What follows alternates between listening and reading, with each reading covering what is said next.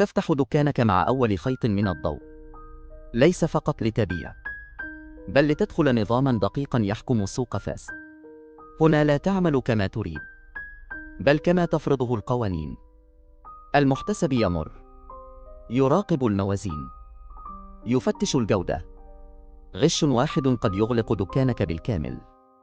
لذلك كل شيء عندك محسوب. الوزن دقيق، والكلمة محسوبة.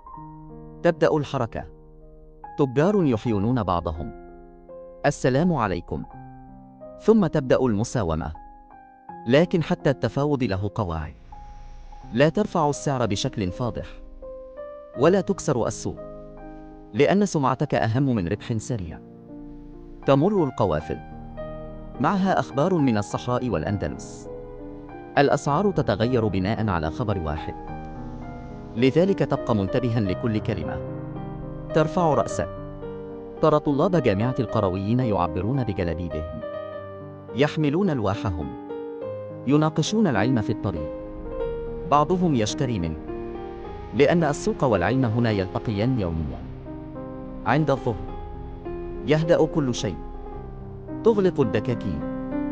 الكل يتجه للصلاة، لأن التجارة تتوقف، لكن النظام لا يتوقف. بعد الصلاة تعود الحياة أقوى. أصوات، نداءات، حركة لا تنتهي. لكنك لا تغامر.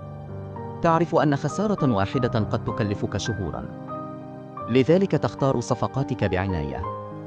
ومع مرور الوقت اسمك يصبح معروفاً. الناس تثق بك، لأنك لم تكسر القواعد، ولم تخدع أحداً.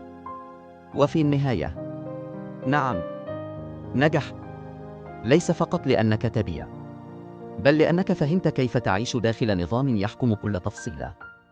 وفي فاس، من يحترم النظام يكبر، ومن يتجاوزه يختفي.